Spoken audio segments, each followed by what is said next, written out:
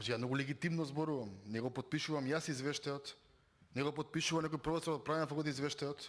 Че морам да зборувам тоа што го подпишува извештајот, кој што е субјективно и персонално повикан да го спроведува истиот и го спроведува законот. Јас имам околу тоа дилема. А верувате дека и најголем дел јавност има и дилема.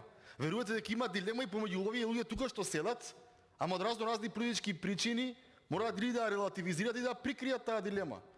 Така да ќе ме молам, јас не зборувам за правична застапеност и извртување на теми, тоа требаше да го прекинете господинот Кадрија додека зборуваше. Например, започна со тоа дека дуи биле многу насмеани. Па колега, и 20 години сте на власт и треба да бидете насмеани. Никој за ништо не одговара да што сакате правите, пак било која друга политичка партија ќе бидат насмеани кога вас вака.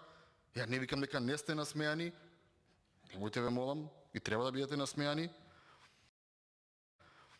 Но некој што ме чуди, рековте дека во Македонија немало независни професори доктори. Например, сте во канадски парламент, ќе ви барат оставка после тоа професорите. Бидејќи вие моментално сите професори ги обојвте. Дека не постоеле во Македонија професори, доктори, независни. Ама вашата матрица, знам дека е така и добро што го потврдивте и од оваа говори за тоа што јас го зборував. Велите, сите навиваме за некого. Без тоа сме нова дередже. Оди сите сакаме да си имаме некого. Некаде. За не дај Боже. И потоа се смееме. Околу председател на собранието дека е албанец, ја не го проблематизирав. Јас оваа дискусија секогаш принципиелно зборувам, вие тоа многу добро го знаете. Јас не ги гледам луѓето, јас ги гледам како квалитет, полуквалитет или неквалитет. Не ги гледам како македонец, турчин, влав, србин или албанец. Јас барам на тој што е квалитет, ова општество да му даде можност. А правилата на игра ги креираме ние овдека во собранието. Така што, кога зборувате за господинот Талат Џафери, треба да знаете дека на столчето председател на собранието на оваа држава не е прв албанец кој што седнал Талат Џафери. Талат Џафери не е првиот албанец председател на собранието на Македонија. Ама тоа вашата матрица не ви иде, бидејќи вие мора да се излезете на избори. Нема резултати, нема ова, зелени, жолти, плави, небитно. Значи не е така.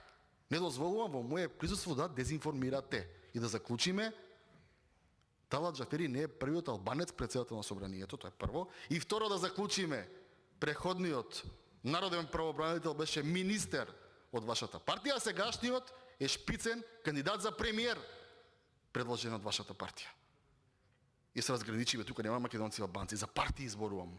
За политички номенклатури кои што ги има во оваа држава.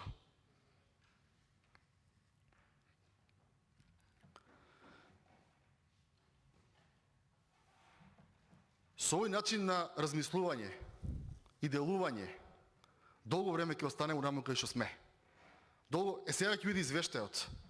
И кога ќе дојде извештајот, ќе ве повикам од оваа говорница вас. Ќе ве повикувам 10 пати, да испанете да кажете за Насер Зипери што ќе биде извештајот и за Цветанка Иванова. Вас лично ќе ве повикувам овдека, или ќе го повлечете ова што го кажавте дека е нормално, тоа што не е нормално. И секој ден ќе ве повикувам, тоа ви го ветувам, бидејќи наистина принципите одамна ги згазивме во ова собрание. Имаме класичен предлог, партиски во уставен, партиски во народен правобранител, партиски преходниот народен правобранител, партиски во Врховен суд. Не може. Затоа што и днината, и на мојата генерација, и на таа што следи после мене, гледам како се уништува во ова собрание.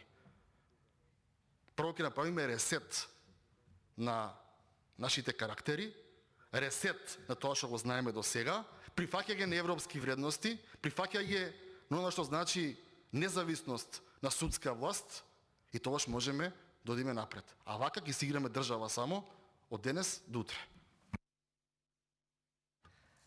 Следен за реплика колегата Илијас Бејџан.